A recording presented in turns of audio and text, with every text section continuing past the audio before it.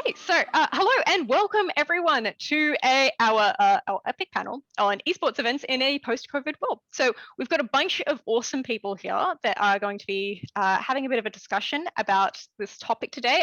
So one by one, I'm going to let them kind of give themselves a bit of an intro. So first and foremost, Emmy, you seem like the most energetic person here so far, so I'm going to let you go first. I was the only one that waved. I'm like, oh no.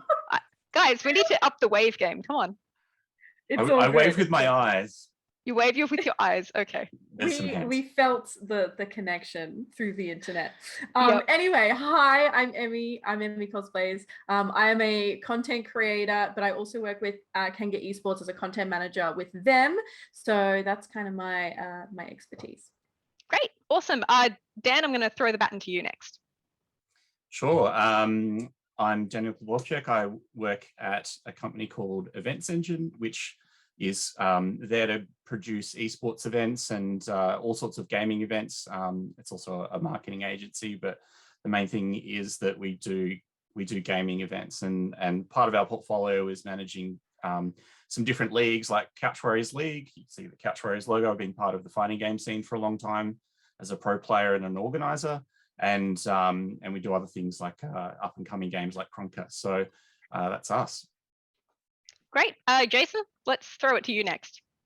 Yeah, so for years and years I've been on, executive producer of New Game Plus, and also one of Dan's partners in Events Engine as well. So been on television now for going on 12 years.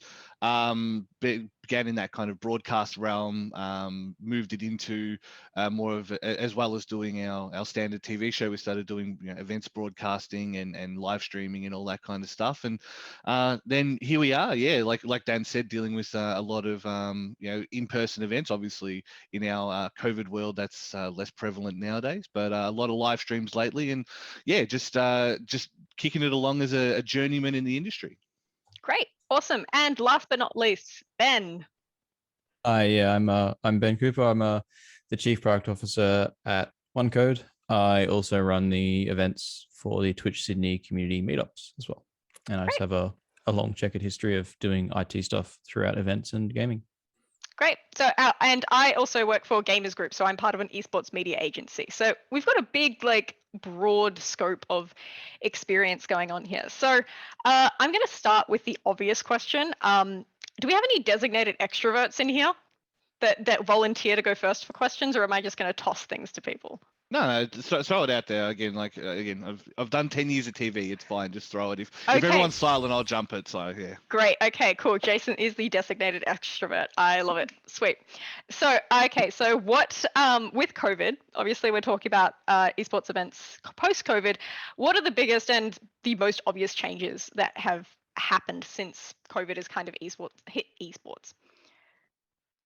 I think it's two-pronged. I think firstly, obviously, there's the fact that you can't get together in person, and obviously in Australia, you're in Sydney as well, Michelle, so you're in lockdown at the moment, as we are, and you don't have the curfew, which makes me sad because I hate not having to go outside after 9 p.m. But number one, obviously, is the straight up physical limitation of it. If you do an event, it's got to be an invitation only. You've got to have a limited thing. You've got to have a broadcast plan. You've got to have a COVID plan, all those kind of things, which defeats the purpose of having an in-person event. Like, a lot of the feel of an in-person event is having everyone in the community or multiple communities come together into that one space and interact with other people and stuff like that. But I think the second big one is there's a hesitancy from some sponsors or some usual supporters of these events and things like that to support anything at the moment, because they're not getting that in-person interaction. They're not getting these interpersonal kind of experiences that they want to sell their brand on.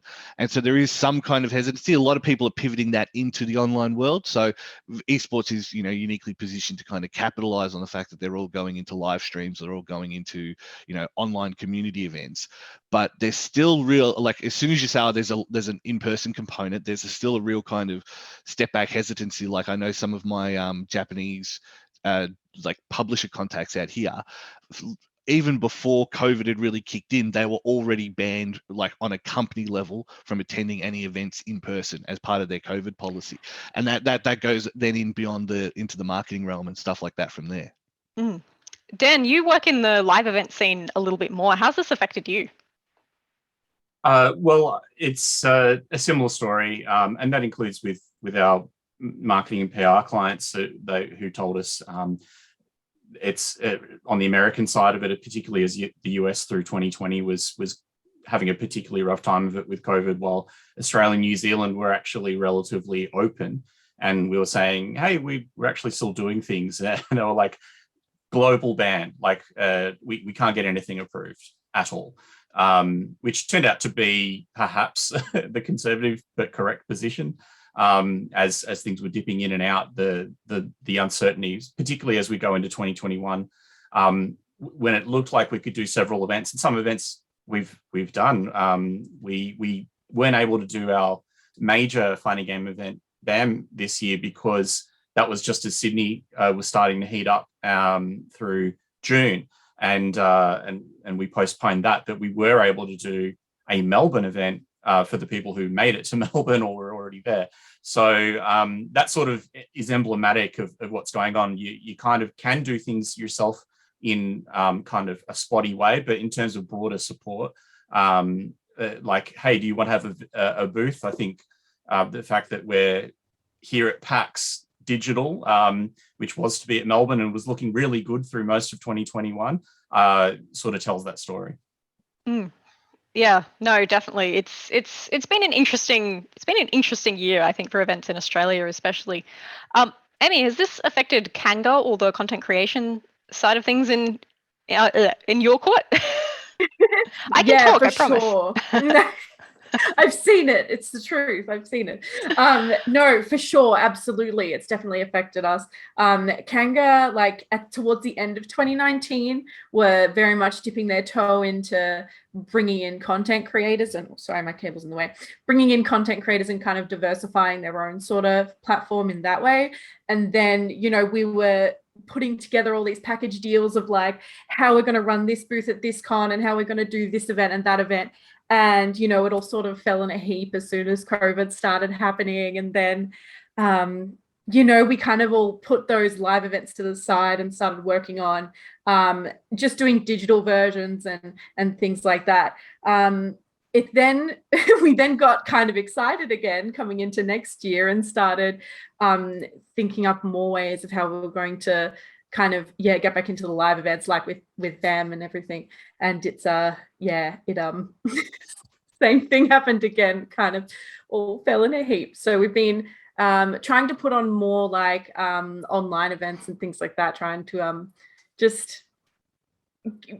trying to do the same thing that Kanga normally does in an online space, but it is a little easier said than done.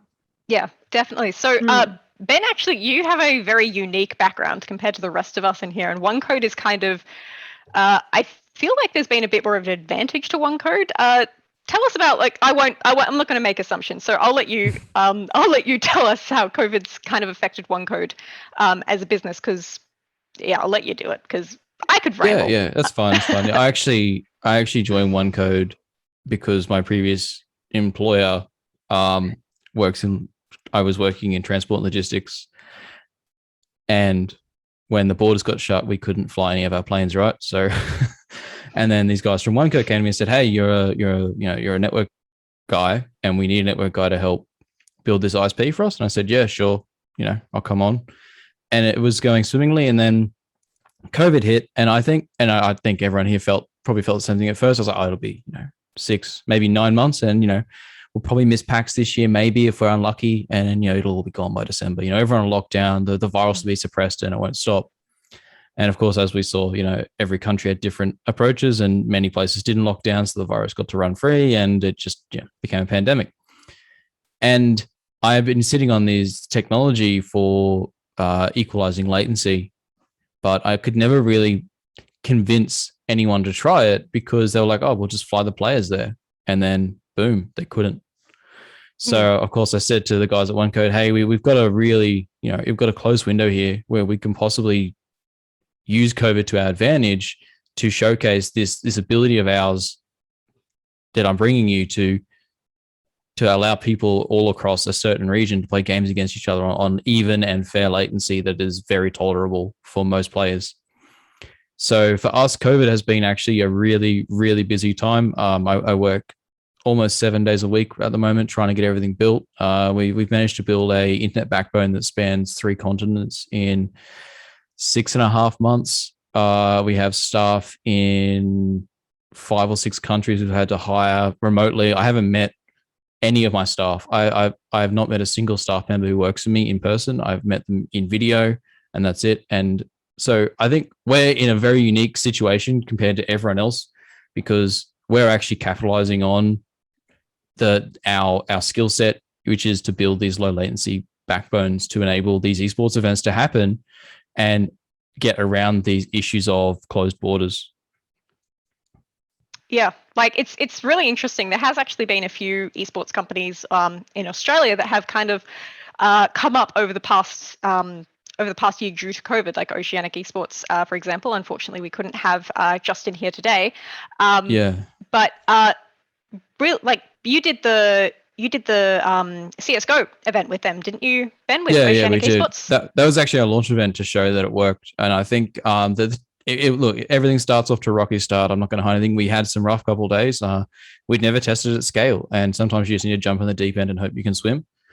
But by the Sunday, we had a team in Melbourne play against a team in Mongolia, complaint free. So we proved that it works. It needs a lot of work to get super clean, and we're working hard. We put on many staff to help get it done quicker. But in general, the whole gaming industry did get upended. Publishers were affected badly by shortages. So what happened is when COVID hit, everyone went home and opened up their Xbox or their computer or their Switch or whatever their preferred gaming platform is, and they all logged into their game, and game servers all got crushed. Networks got crushed. In the first 4 weeks of COVID, my phone would not stop ringing from telcos saying, "Can you come help us scale our network? We're seeing traffic volumes 300 to 600% higher than we've ever seen across the network in our lives." So COVID for the whole telecommunications industry was a big wake-up call. It really exposed some weak points in networking, but it also did show that some redundancies that network engineers have put in place that we always got shot down for didn't go to waste. Gaming as a whole, Twitch streams, Daniel will be able to talk about this better than me, but Twitch streams, especially in terms of esports, have seen crazy numbers go up. Advertising prices have gone through the roof. Viewership engagement's gone through the roof because everyone's stuck at home. So they're either watching esports, they're playing games, or they're doing both. So it has had a massive effect, I think, in some positive ways, because it's forced a lot of companies to pick up their game, to fix up their act, and also it's allowed a lot of new players to enter the market and do really unique things in terms of online engagement events. I think Twitch is a really unique, well, not even unique. I think Twitch is a really big topic of this discussion as well, because a lot of events are, instead of having live events, a lot of people have converted to Twitch as their main platform, or some. I think I've seen a couple on YouTube gaming as well. Facebook is getting there. It's kind of coming behind. But I'd love to hear everyone's thoughts. Jason, you come from a bit more of a live stream and live stream background. So what are your thoughts on Twitch as far as esports in this conversation? Well, it's kind of two-pronged. Yeah, Zuck hasn't exactly thrown money my way yet, so I can't really speak to the usefulness of Facebook gaming as a platform yet. But they're obviously very serious about it. Like they put a lot of money into it. They struck that deal with the recording artists to make sure that you can put licensed songs in the backgrounds of your things and not get pinged for it.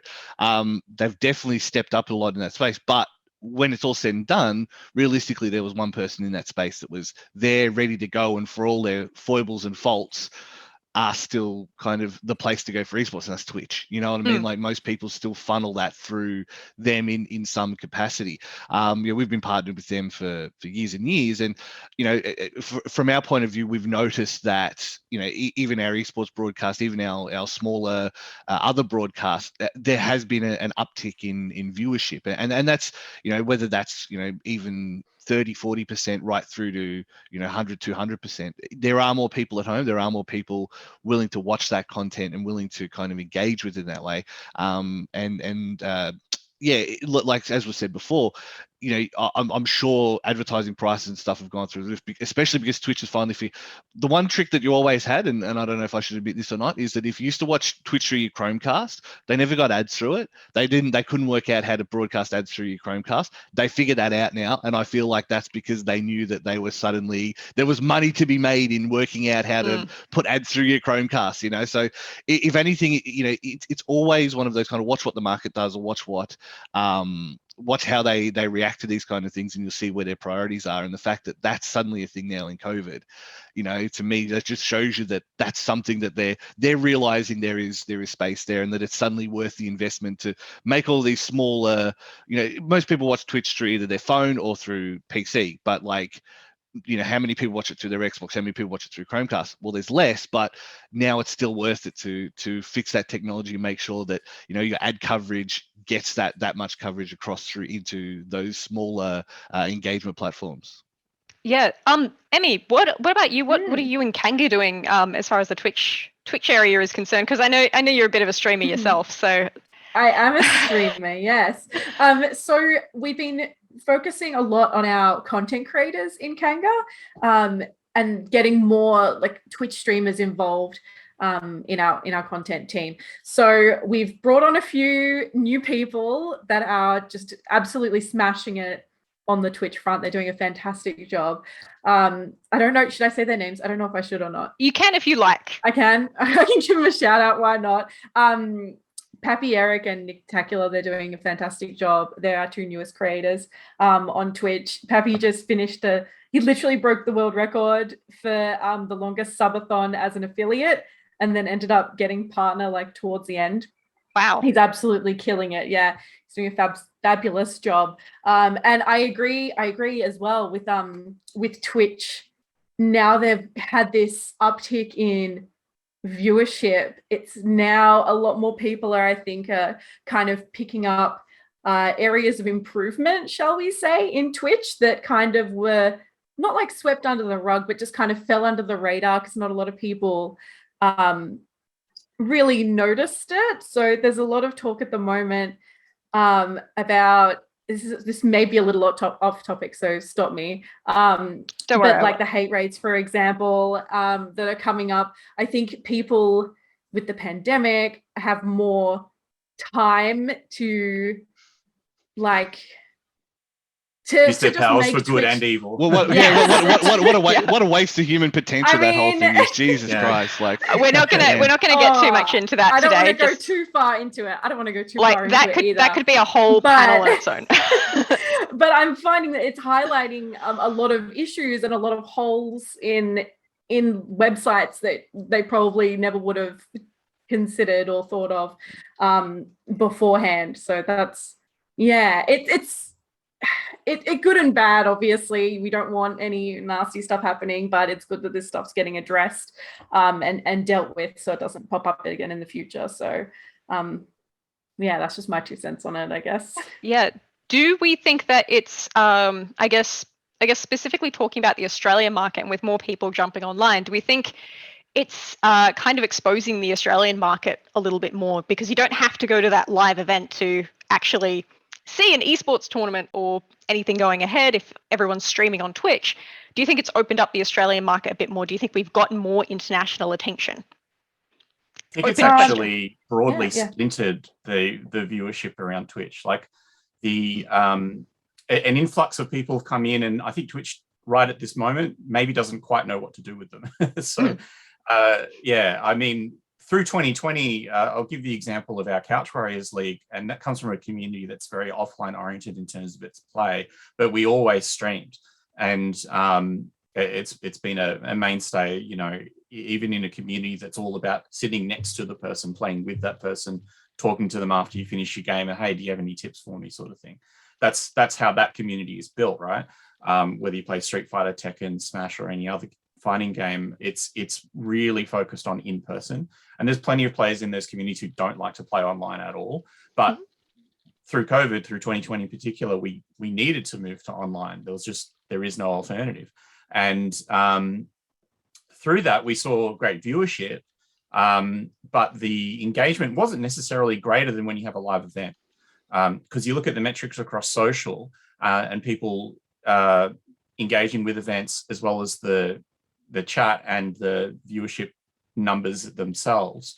They're all quite good overall, but it's splintered between many online options versus I'm going to an event and I'm engaging with it and I'm going to retweet that because my friend's in that photo in real life because they got top 3. You know, there's a really stark difference in terms of that, and there's no major events. The major events still make a massive difference because that's the thing that people look forward to. It's the thing that people treat as the true test of their skills or the chance to meet up with their friends. And so there is still nothing that beats the live event. But there has been a really good steady flow of viewership through 2020.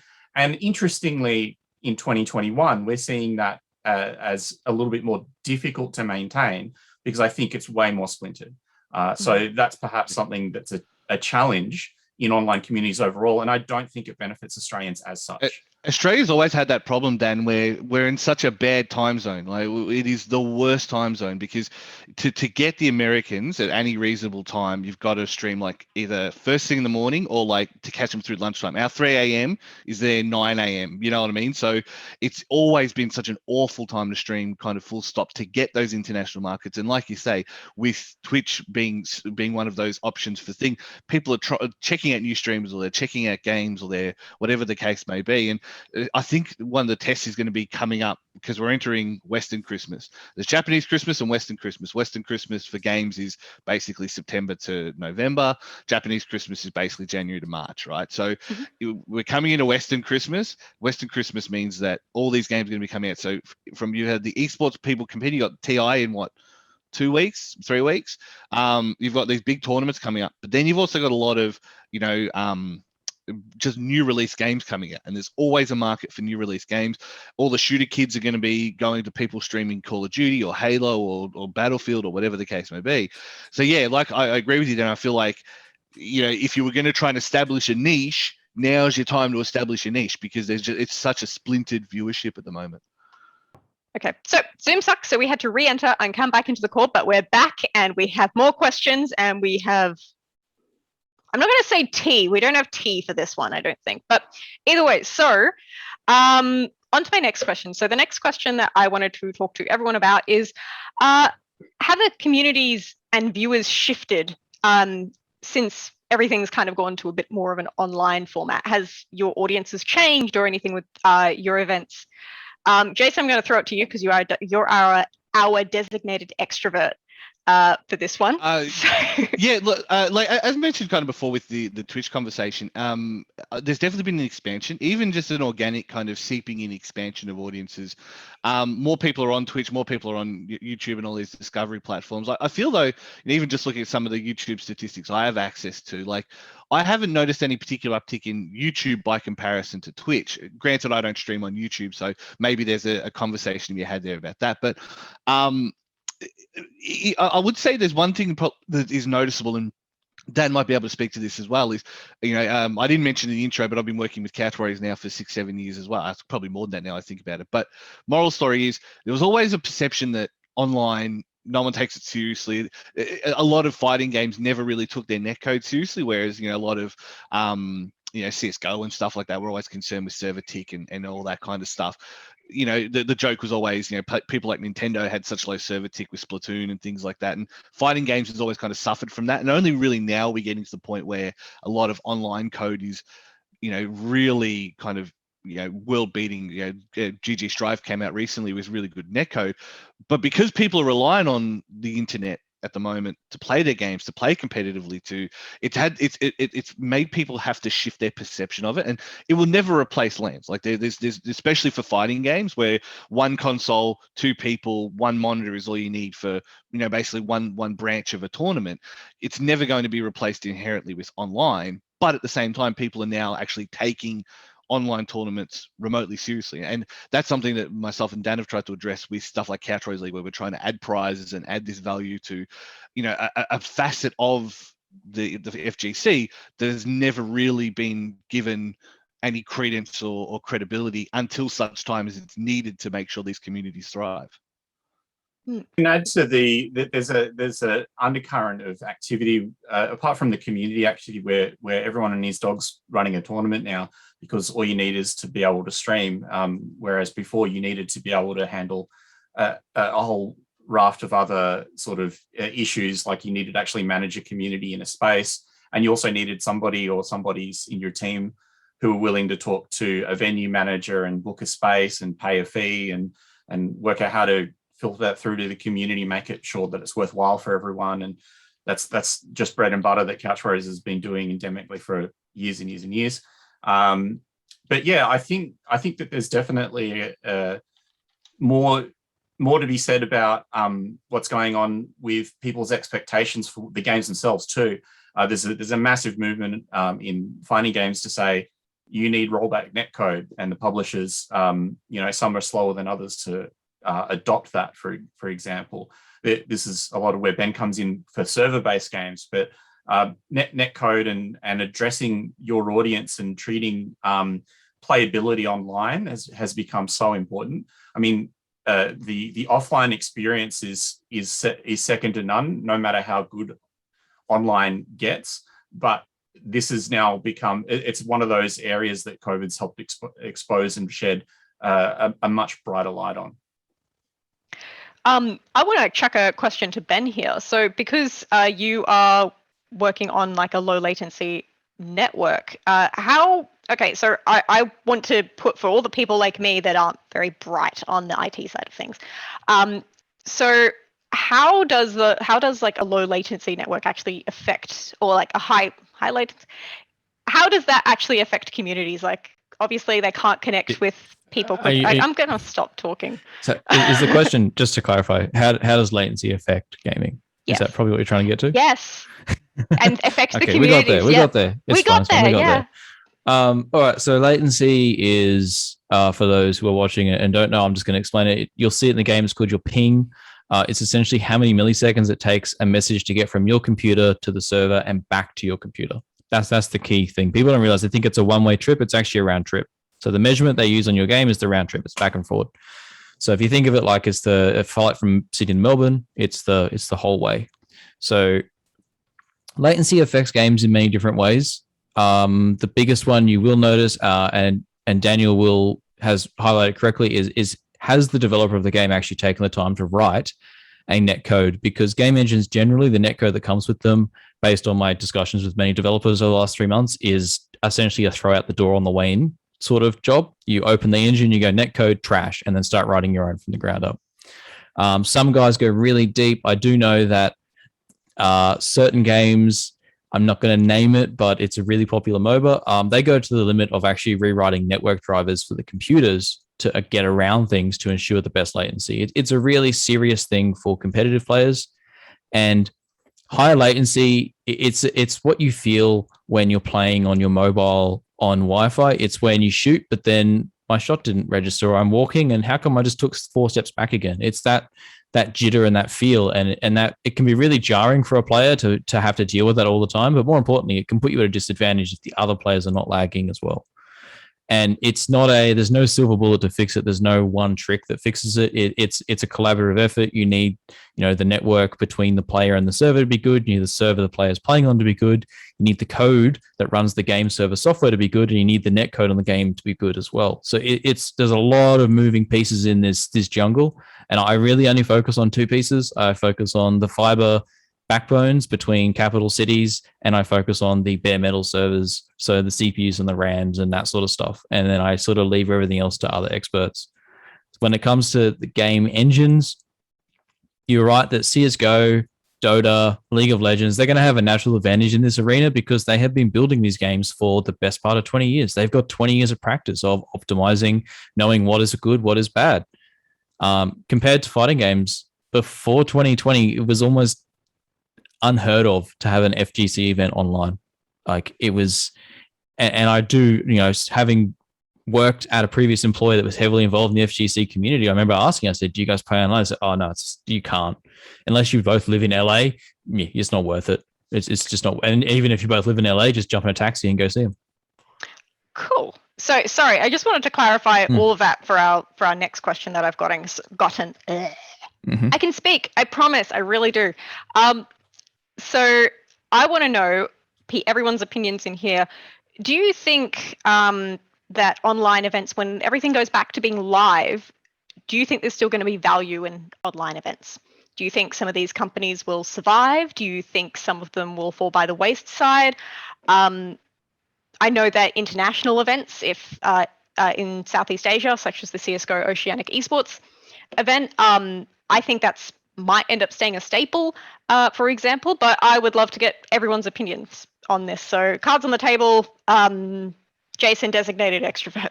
Yeah, it's going to be interesting because especially when we're talking fighting games, again, there is still a push towards land. Like Dan mentioned, we did Bank, the Ballerina nightclub, as a response to all the people who'd already flown down for Ballerina Melbourne, and we did it a short note, and there was still a great turnout. Like that place was packed, as full as the venue could have been. Was how full we got it. You know what I mean? Like we're at the point where we had to consider turning people away for capacity's sake. So there is still that need, that thirst for offline events. Whether that's going to have a particular impact on the participation of online events, I feel like as long as you keep them going, there'll always be an avenue there. But yeah, I feel like you are going to see people go back towards offline events where possible, because there is a certain feeling around a LAN. There is a certain feeling around like an in-person FGC event that you just can't replicate online. Whether offline online events will take more of not a precedence, but more of a place in that makeup, I reckon that will. But I reckon you will see something of a kind of like a drop off in attrition towards offline events once offline events are viable. But I mean, offline events in a large scale, when are we talking they're going to be viable again? You know what I mean? Like you might get it down in, Vic in, next time for MEO next year or PAX next year. But that, I mean, even that's still, will we? You know what I mean? Like, is it going to happen? Who knows? Yeah. And again, all that's going to come down to, vaccine hesitancy. Go get your vaccinations, kids. But yeah, we'll see what happens. But I feel like it will occupy more of a place. Whether it still loses some of its obviously nearly 100% market share.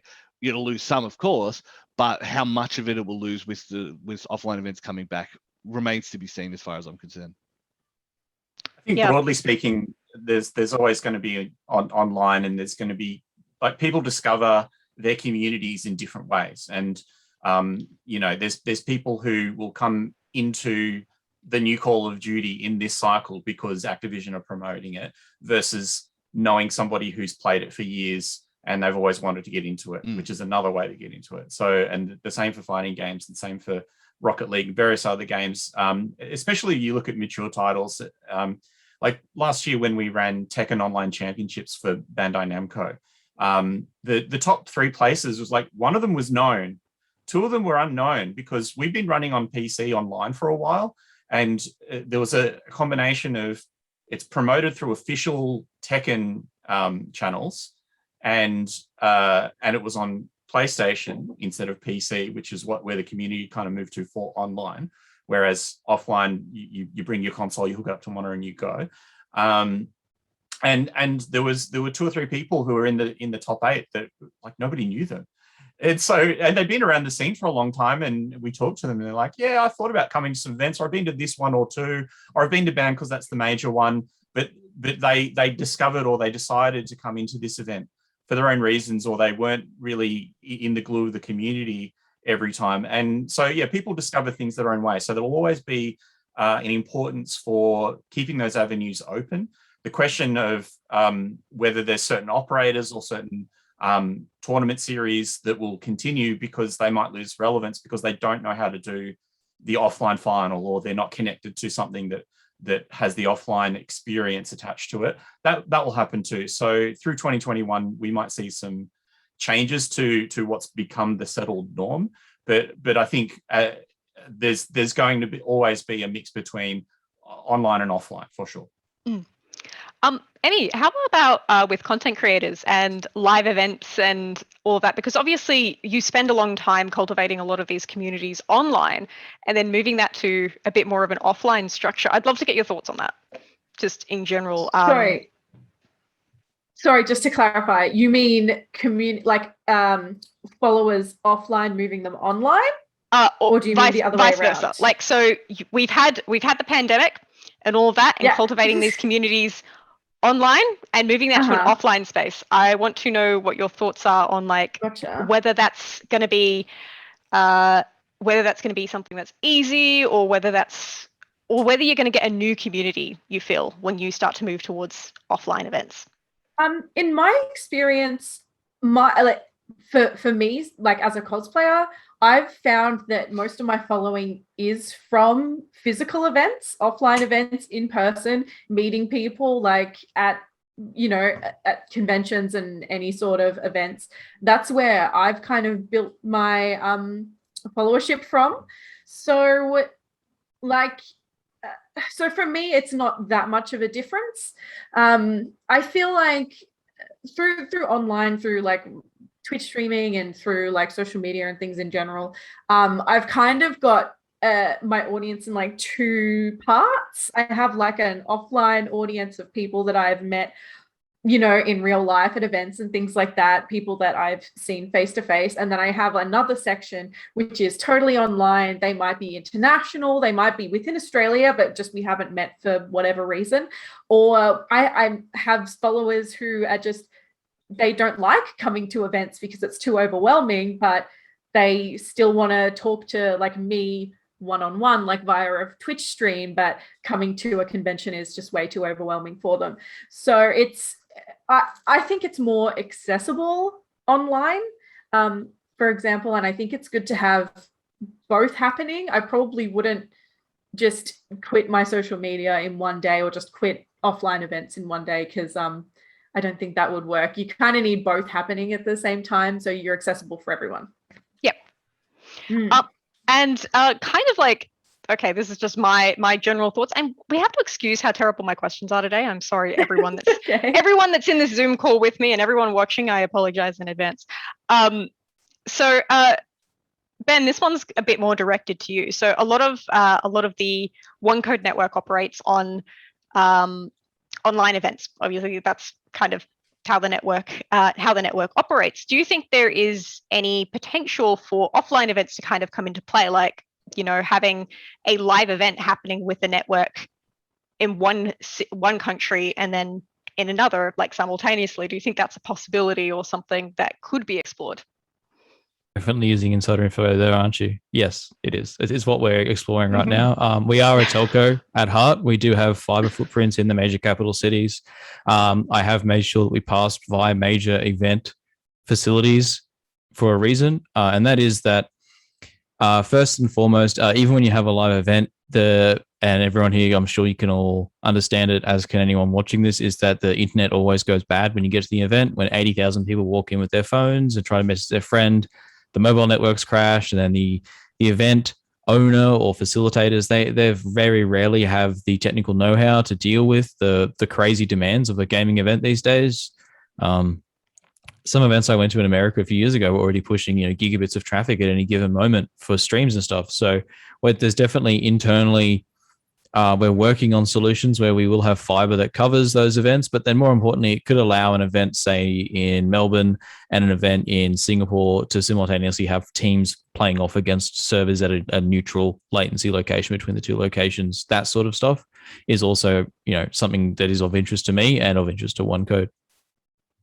Great. Cool. Well, I'm glad that question actually made sense. So, going on to my next one. So we've just recently, actually, it's probably not recently, but we've recently acquired the Olympics for Brisbane, and it's always a debate whenever the next city for Olympics is announced. Will we have esports at the Olympics ever? Everyone, chuck your opinions in here. I want to hear all of what everyone thinks. I'm okay. Yeah, no, I'm tactless. Let's be clear. I agree 100% with Daniel. The gaming has spent far too long, and I've noticed this across again years and years of seeing this. People care too much about, and I'm going to use the word normies, caring about video games. We are doing our own thing. I don't care if the Normans want to watch us. I'm like, it's good if we have those showcases and we have those outreaches and things like that, but whether the Olympics committee or whomever cares about us, I couldn't give a stuff, mate. Like maybe we talk to WADA about anti-doping because we definitely have an issue there. Maybe we use some of their guidance on things like match fixing and stuff like that. That's still definitely an area where we can learn lessons from the Olympics and these organized sports and these bigger existing structures. There's a big sports integrity push in general too. Yeah. So exactly. That doesn't rely on the Olympics either. Yeah. Yeah, no, for sure. But I feel like, one of my biggest laments for esports is that we've always taken the wrong lessons from real sports, in that too many betting companies, too many charlatans coming in and infiltrating the space, and it's all lessons that in Victoria and in Australia, those things are regulated on a particular basis. You can't have too many ads in footy broadcasts, you can't have too many betting ads in certain things, and so we've taken some wrong lessons from a lot of traditional sports, and there's some right lessons we can learn, again, especially regarding things like doping, especially things like betting and stuff like that. But as far as whether the Olympics give us the recognition of being there, couldn't give us stuff, mate. Like, big F and whoopee to you. Like, that's genuinely my thoughts on it. There are definitely some. Sorry, I'll pass it back, but I'll just sort of build on that point. That there is definitely just to sum up that line of thinking. There's definitely a line of thinking within some prominent esports sort of realms of saying, when you look at the media age and demographics of the Olympics, for example, it's like they need esports more than esports needs the Olympics. That's sort of one view of it. Yeah, I was going to actually touch on that. Is esports. Some esports events are actually kind of giving traditional sports a run for their money, which is one of the reasons why I wanted to bring up this question. Emmy, I think you had something to. It wasn't super important. I was just going to say, if they do put like esports on the Olympics, it's just going to be this tsunami worth of like non-gamers being like, why is this on my TV? These aren't real athletes, blah, blah, blah. And I'm just too tired for that conversation. I'm just not. I can agree with this. They're not real athletes. There's the 45-year-old bloke who hasn't touched a footy in 20 years. Like, shut up. Know. Like, yeah. The Americans can probably really feel this because ESPN does this. They put an esports event on, and then Twitter just alights with, "What are these on my? What's this on my ESPN?" Capcom Cup was on there. And it was absolutely I think fast. Yeah. I think I have a bit of a different take because I played in high school. I played 7 sports. So I played a lot of sport, and I noticed that when football went to the Olympics, no one followed it. All my football friends didn't care. So I think the Olympics needs to learn from what they've already done, which is where they brought in rugby. I believe they've brought in soccer or football for you Europeans. And neither of those were overly popular. Even tennis, they had difficulty getting top tennis players to attend the Olympics because the problem, the money is not there at the Olympics. You don't make anything, right? And why is a league team going to disband and break up into the correct countries to then go and win a piece of gold versus take their millions of dollars of winnings to go to the thing they enjoy? Get an injury, lose your $700,000 a year contract. Add on to that, Dream Team used to work when America was fighting Russia. That doesn't work anymore. That nationalism doesn't work anymore. So you can't get the Dream Team together. Yeah, and a lot of countries probably don't have the depth of esports talent. It'll just be the same 2 or 3 countries just completely trashing every other country. Every 4 years. Sweden, China, anyway, right? Yeah. Well, it is. And you even see it now. Like certain countries, like Australia, we tend to win at swimming because there is a massive focus of swimming at a very young age for Australians. So we just naturally are predisposed to be better at it, and our government throws billions of dollars at it. So it's going to have the same thing in esports, and esports fan base are not going to fall for that. They're not going to stand for it. So I don't think esports has a place in the Olympics as its current format. I actually thought the World Cyber Games was a better format, that a organization formed to allow teams from countries, so like an all Australian CS team to play against an all Australian Chinese team. That was fine. But I don't think the Olympics. Having been part of this World Cyber Games, I can tell you they really wanted to be the Olympics. I got that vibe too. I was in a team that went to World Cyber Games for Heroes of New Earth. I was the substitute. I didn't actually fly out, but I got that vibe from the WCG guys that they really want to be the Olympics of games, and power to them if they do. We have seen some interesting announcements recently. The Asian Games has announced, and they are considered an IOC. What is it? The IOC sanctioned organization has added esports to the Asian Games now, but a lot of mobile games, and I believe it was more of a test than anything else because it was in China. So I'm not sure how it's going to play out. Is it still going to be national based? Are they going to allow formed esports teams to pick what country they belong to, pick their nationality, or are they going to force the committees of all these countries now go and pick and choose esports players from all these esports teams, ask them to take leave? There's very few sports that pull this off, right? Like you look at rugby league, I think that's one of the only few games I know of that allows players to leave their team and go and play in another team, and that's because it's a 40-year-old grudge match. That's it. Well, yeah, it's also to get back at the union. Union is the national sport. League is the team sport. I'm gonna direct this conversation back to what we're technically supposed to be talking about. Yeah. I guess it's just I don't think the Olympics works for esports, and it doesn't work for other sports that we've already seen. It doesn't work, so I don't know why they want to. Yeah, well, that was the other thing I was going to say just briefly was like which esport. Esports isn't a monolith, just like all sports isn't a monolith. You can do lawn bowls and you can do swimming and you can do rugby league. It's like, well, which one works for the Olympics? I don't know. Like I do go back to somewhat. Who cares? But I mean, it wouldn't be a detriment if it was included if a particular game and it it's all well and good. And those arguments of is it appropriate? Well, I mean, if you can have other mind games type sports, then you can have any kind of esport. But so I don't see any actual hurdles for legitimacy reasons or fan base reasons, or is it a sport kind of questions. To me, we're way past that. But yeah, who cares? Okay, well, look, this leads well into my last questions because we're running out of time. Do you think that non-endemic brands, so like brands like Macca's, I think there was a couple of like ice cream brands that sponsored Faker over in South Korea. Do you think they're going to start getting a little bit more involved in esports? Like I want to think about in Australia, but I think it's a bit too early to just say Australia at this point in time. But do you think more non-endemics are going to get involved in esports? We're seeing a lot of it right now. A lot of designer brands. Time to continue being tactless. I feel like, yes, internationally, like you've seen PSG, LGD for Dota and things like that, for example. So there have definitely been some, and the Mercedes meme. Astralis and Audi. Was it Audi and Astralis? Yeah, something. Yeah, it was one of them. Yeah, it's going to happen, right? There's paying consumers who are usually generally well-paid IT professionals or well-paid professionals in their thing. They're in our target market. And the ones who what started marketing person is going to say no to that?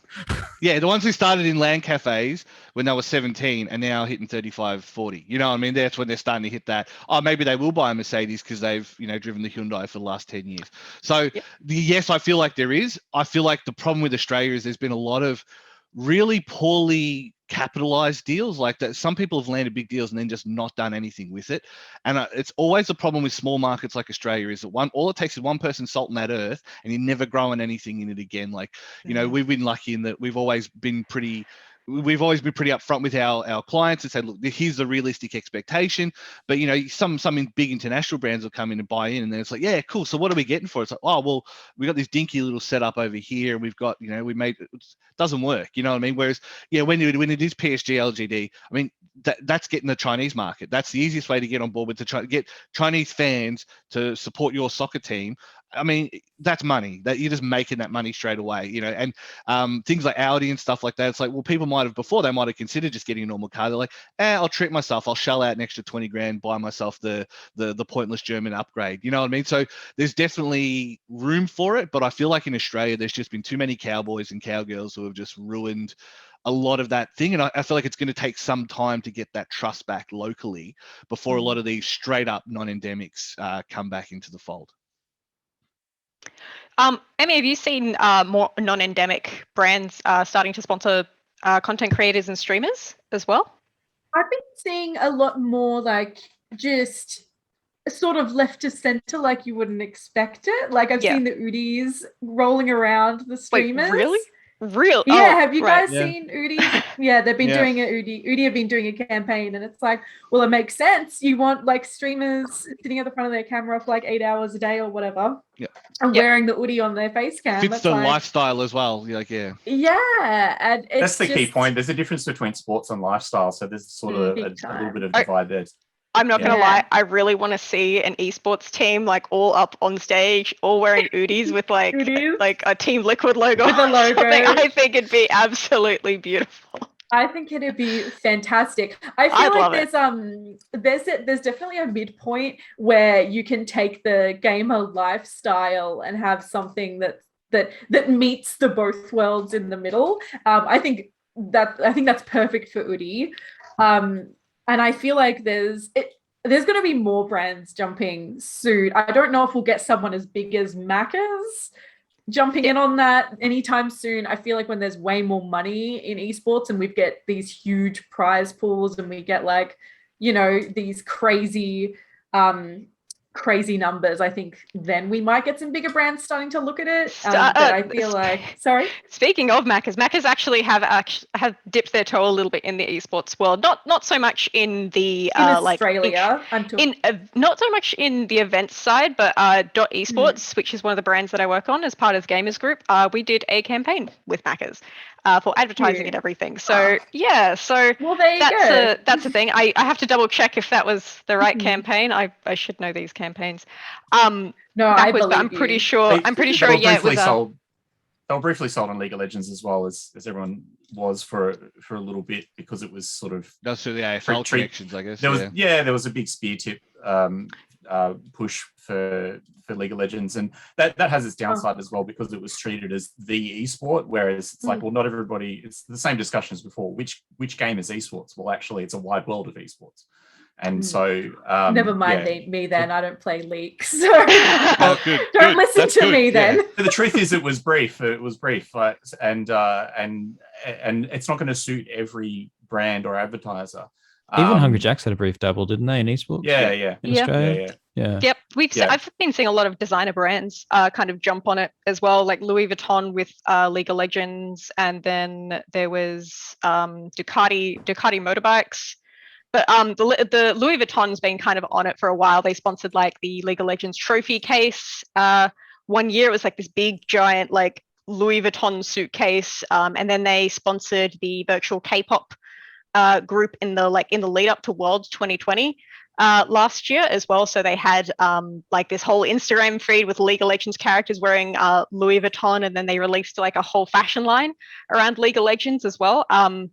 So you got to remember that's all global, right? So that one's all global. That's not right. That's your major addressable audience, and that goes back to Jason's point about it's the rule of thumb is Australia is about 5 approx years behind other markets before some of what makes the local marketing budget manager say, oh yeah, tick, I see that audience is here. It's because the global brands may say, okay, well, let's go for where the big audiences are. And sometimes you'll get a test budget kind of thing, but it's very like it's sort of, we're still at the dip your toes kind of approach. Whereas the clever integration that's got some genuine content that it is right sized for the particular audience that's behind that team or that league is currently only really seen overseas at the moment. So we're still a little bit behind. I mean, our major sponsor in Couchwarriors League is Astro, and that's partly because Astro has a strong interest in the fighting game scene globally, and they say, okay, this is a fit, it's a piece. So it's where there's a broader fit and they understand it globally, that's where you'll see it sort of flow through. But local experimentation is very dip your toes. Yeah, I can agree with that. So we are going to have to wrap up there. I know that we could talk about a lot of this for a long time, but so unfortunately we've got to wrap up. But thank you everyone for joining us. Thanks for tuning in and listening to what we have to say. It's been great. We've had a great time. Thank you everyone on the panel that has joined me for this conversation. So it's not just me talking to myself for an hour. Thank you for joining, and enjoy the rest of your PAX, everyone. Bye. See you later. Jason, wave. Bye. Thank you. I did. Relax. Just relax. Okay, cool.